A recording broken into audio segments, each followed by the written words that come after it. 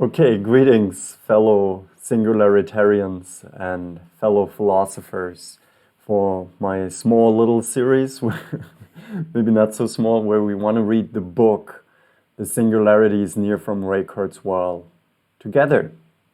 So I'm a philosopher, got my PhD from the United States. Right now I'm working at a university in China, and I'm very interested into the topic, the future of the singularity, and maybe how that singularity has already an impact on our lives nowadays. So I think it's a valuable subject to study together, and you can join me on that path. Now, we see here right in the title, The Singularity is Near, that Ray Kurzweil gives it a quite religious connotation. We know the normal words that say, the end is near. But here it's not the end that is near, it's the singularity.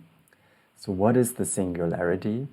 And does it have a positive or does it have a negative connotation?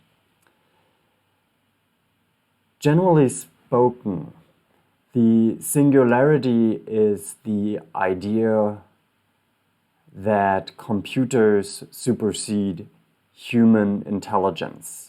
At least that's the marker when the human biological tradition will end and where something else is going to occur. What that is, we cannot yet say, but it will be exponentially improved with regard to the current state that we have now. Is that dystopian or utopian? I don't know. Many people are afraid. Ray Kurzweil is certainly not afraid. So we want to look into these questions and we want to have a different understanding of the singularity. And instead of just having a sense of it, we really want to dive into the text. So is it about us becoming the Borg like in Star Trek? Is it really just an assimilating force that is directed towards us? Ray Kurzweil is a computer scientist. He works, as far as I'm informed right now, for Google to create the technologies of the future. And he says, as we gradually learn to harness the optimal computing power of matter, our intelligence will spread through the universe at the speed of light, or even exceeding the speed of light, eventually leading to a sublime universe-wide awakening. So we have to say, what does Ray Kurzweil think? I saw in some interviews that he believes that everything that surrounds us is a kind of computation. Even if you look at a stone, it's a piece of organized information that exhibits the computation of matter. And of course, we can increase that, let's say, universal methodology of computation and implement it in matter itself, and then we get to computer chips and so on and so forth. Now, this is not just limited to the micro level, but we also start, in a sense, computing the environment by optimizing it. Right now, we would say by making it more human. There's rarely any place on our Earth anymore that wasn't touched and altered by humans. So it is a kind of improvement. Many ecologists would say, well, we actually make the environment worse, but Ray Kurzweil has no doubt that we are set up for a path of improvement. And he thinks that is not only happening as a gradual improvement, it is an exponential improvement. Therefore, the question of what is exponential development is very, very important to Ray Kurzweil.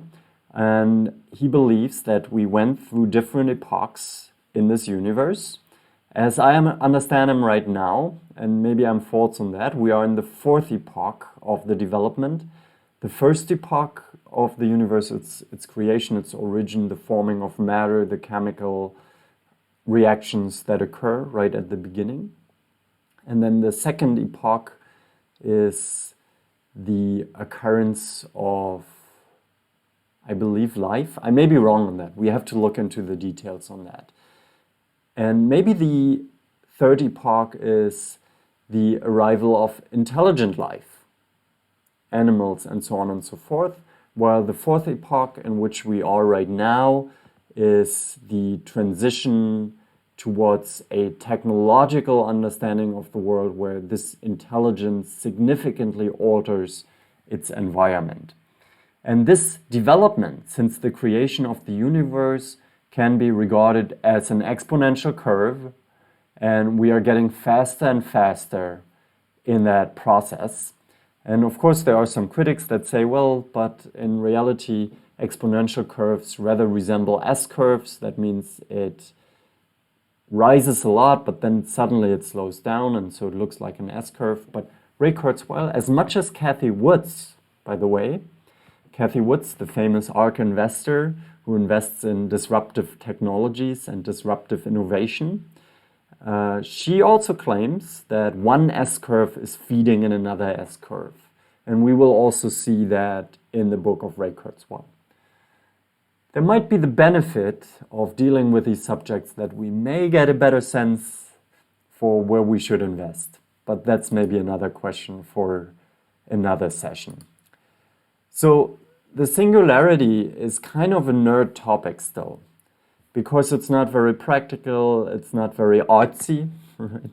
And so we are the nerds. But the important thing, maybe, is not that we just meditate on the singularity and do nothing. So an interesting question for these sessions in the future would certainly be, well, the singularity is coming, what should we do? And again, I remind you of the danger. Now this picture is a bit small. Let me try. Can I make it bigger? Maybe this way. Well, yeah, I think we get a sense. It may be too small. Now technology just does it itself. Oh no, we just zoom further in. Cannot stop it anymore. Okay, please stop. Well, we see here the S-curve where we are walking on as humans. We are walking up as humans, and maybe we get lost in that technological innovation. And that's the major question. Is this the moment when humans transcend biology, or is it the moment where humans lose themselves to technology? This is possibly the most decisive question for the future of our lives. Therefore, let's dive right into the text and let's read it together. The 6 epochs. I have already mentioned the epochs. We have to figure out what these epochs are. I have given a rough notion. I might have to correct that later. Generally spoken, these are the epochs that occur until history ends and we have reached the singularity where the universe is oneness and history itself will not happen anymore because there will be no turns in the development of that singularity. Everything will be predicted. And therefore, in a sense, everything will be simultaneous. It's a bit like Fukuyama's idea of the end of history. I don't know if you're familiar with that. When the Cold War ended with the fall of the war, Fukuyama wrote an impressive essay, a popular essay that was discussed wildly and widely. And he said, now history has ended, not because there won't be time anymore, not because there won't something that happens in our lifetime anymore, but because everything will pretty much stay the same on the path of democracy. Now you might say now, 30 years later, that Fukuyama was wrong. History still happened, the rise of China and so on and so forth, new systems emerged. But the claim for the singularity is very similar. Like once the singularity has arrived, history really ends because everything will remain the same. Is this a positive or is this a negative notion? What do you think? You can write that in the comments. That would be certainly interesting to hear your opinion on that. Okay, but let's start with reading. So he starts the text right away with a quote from Arthur Schopenhauer, a German philosopher, a German idealist of the 19th century. And I'm not entirely sure whether Kurzweil is really familiar with his philosophy or whether he just takes this quote as an authoritative proof or because he likes it. Schopenhauer said, everyone takes the limits of his own vision for the limits of the world.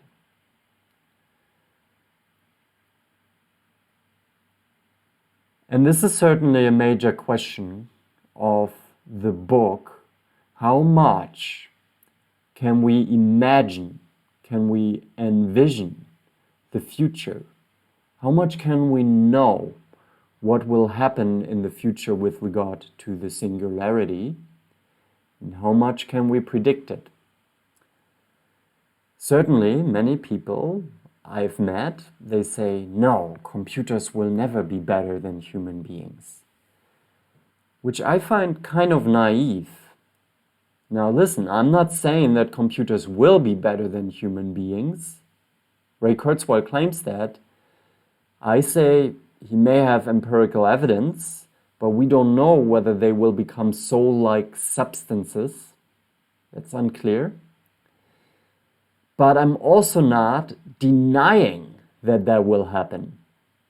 So we shouldn't have the arrogance right now to deny that that will ever occur, that this possibility may become reality. On the other hand, we have to ask, is it maybe arrogant to claim with certainty that this is going to happen? I think also for this case, we have to be careful. And one thing is, or the most important thing is, that we don't take our understanding and don't think about the limits of our understanding and just claim something. Now, Ray Kurzweil has set himself for the adventure to transcend the limits of our thinking. He really wants to think the occurrence of within our history, namely the occurrence of the exponential improvement of technology, and he wants to think it towards its end.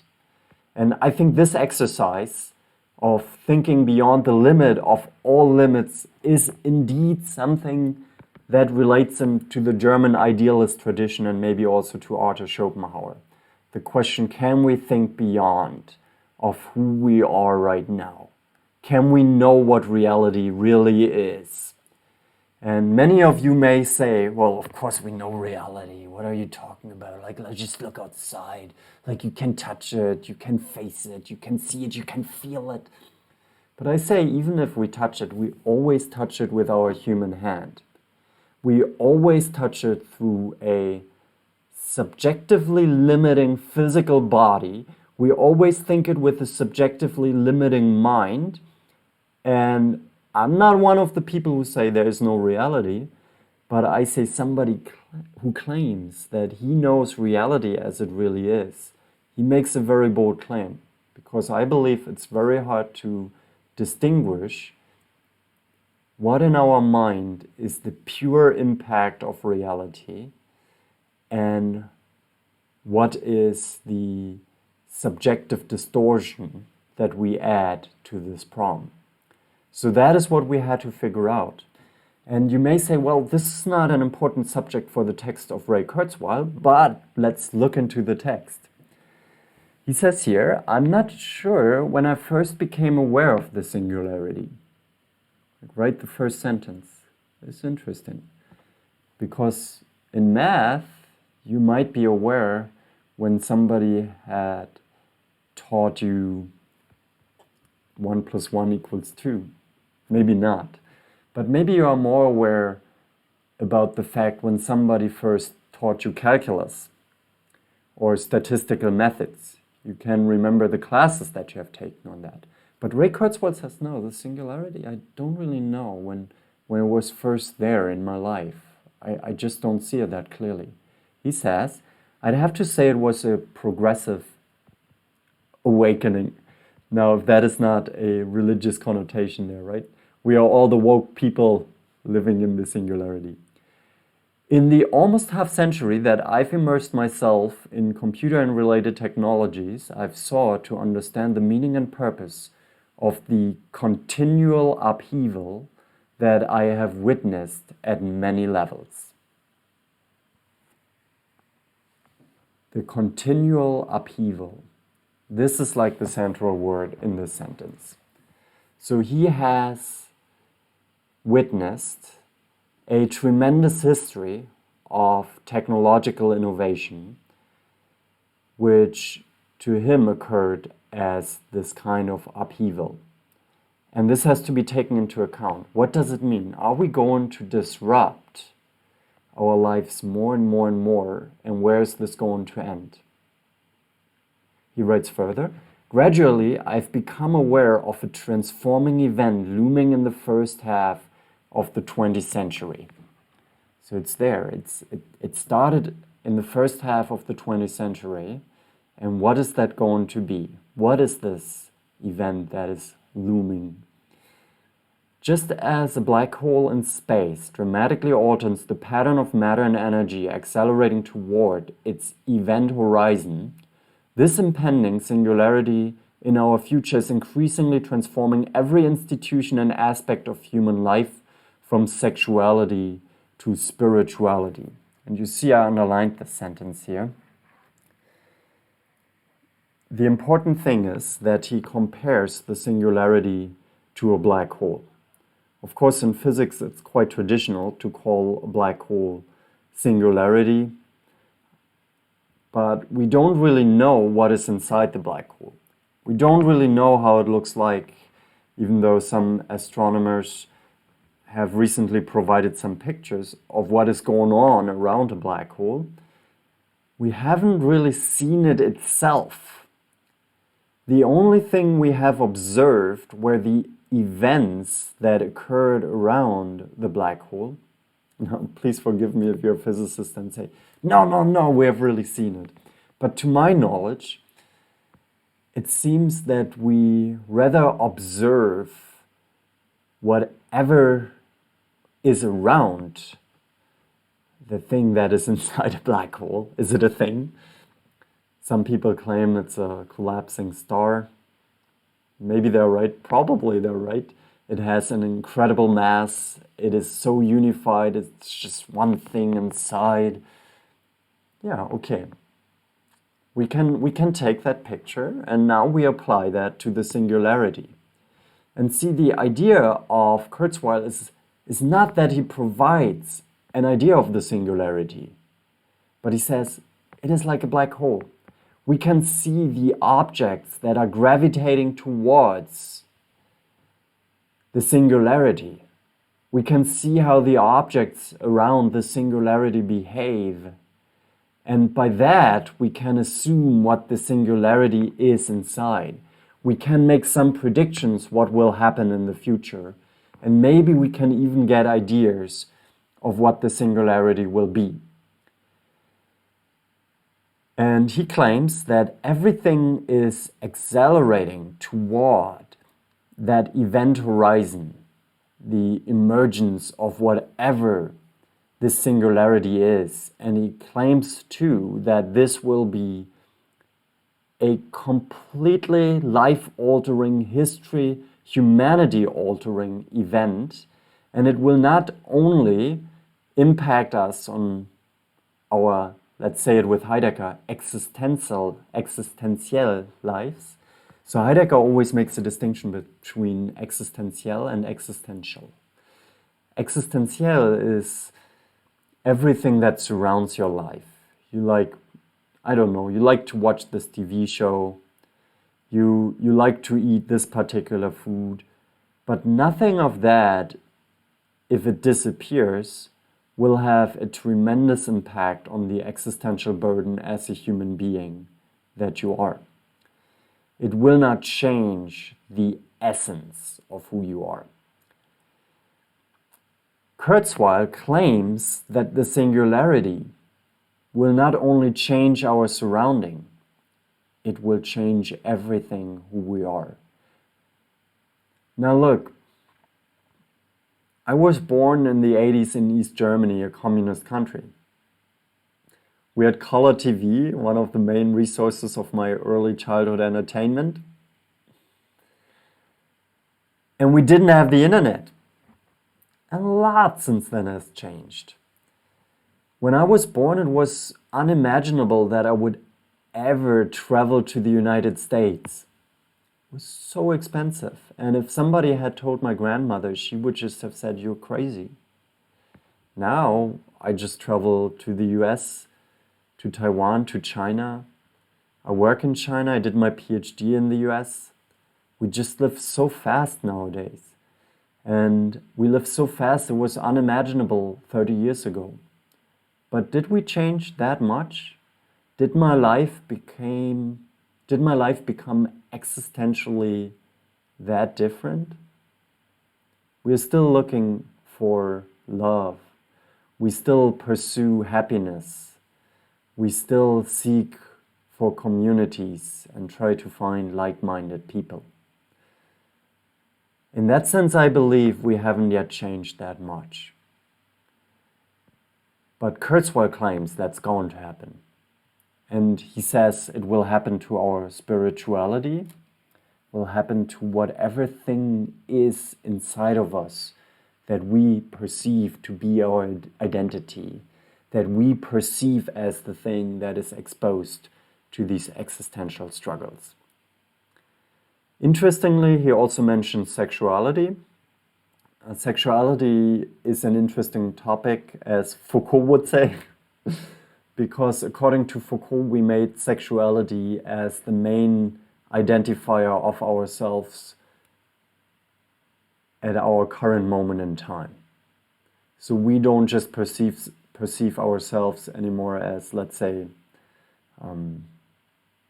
the person from a certain caste of society, from a certain group of society, but we perceive ourselves pretty much as a man who has a certain attractiveness, or a woman who has a certain attractiveness and who is desired by the other side of our gender, or maybe equal relationships.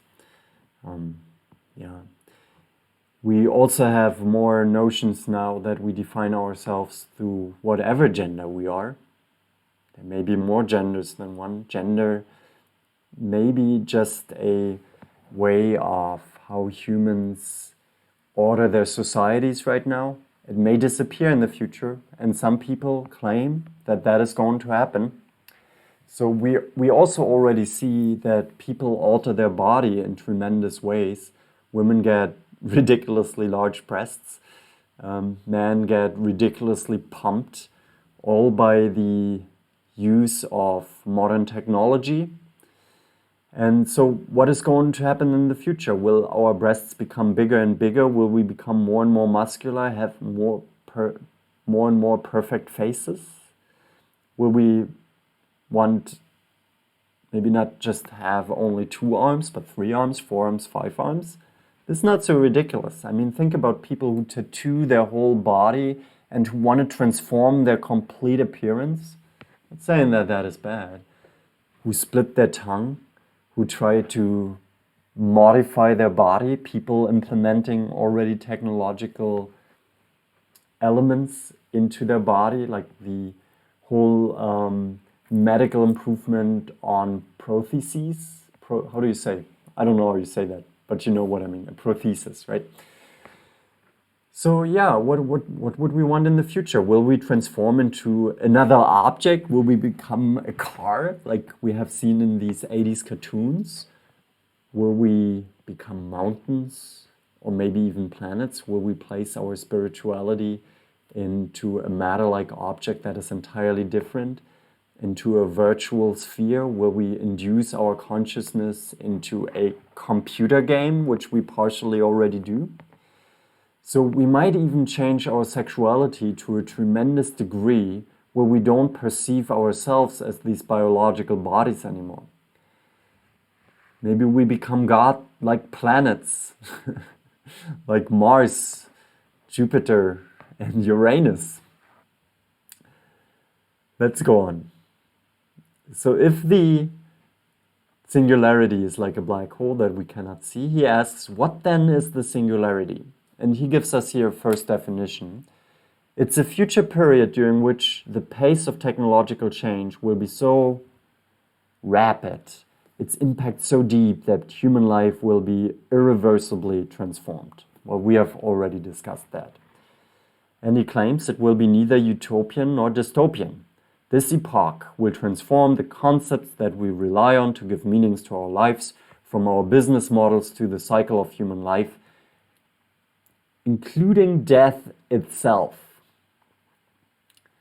And death is maybe one of the major elements, if not the major element, that defines meaning in our life. If there were no death, there would be no hurry. We could do everything tomorrow. Heidegger always says that we understand our lives from the end. Similar to Sartre, who says a book is read with the end in mind. Otherwise, nothing in the book would have meaning. He compares it with a man walking down a street.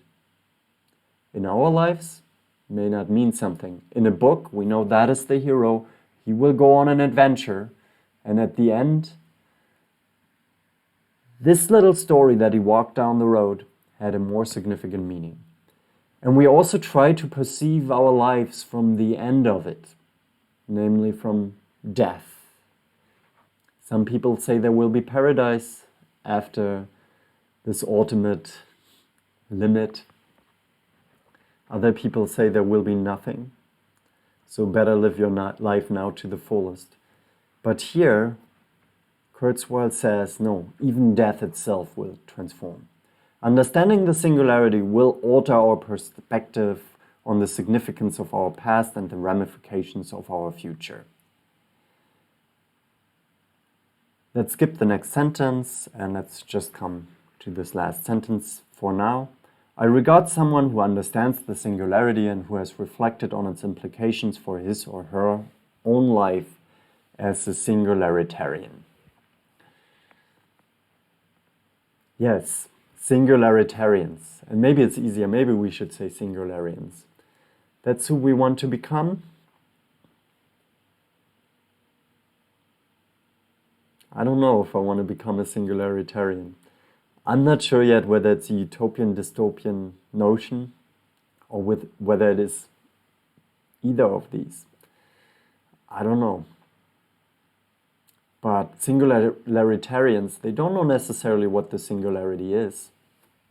I see that for myself too. But they see the effect that this event will have on their lives. No, let me say it differently. This event has already an impact on our lives. We see this tremendous change, and whether it occurs or not, people are actively moving into that direction, and it influences us. And if we accept this impact of the life of that singularity in our lives, then we can call ourselves singularitarians. Well, are you a singularitarian or not? As I asked before, is that a positive or negative event? Write it in the comments. And if you want to follow this channel in the future, I would be very happy, especially if we could have an active communication about that. So please subscribe. Look into my other channels. I have Twitter accounts, websites, Facebook. I write that in the description. But for now, I hope that you have a nice day and relax. Don't get too stressed out by the singularity. Bye-bye.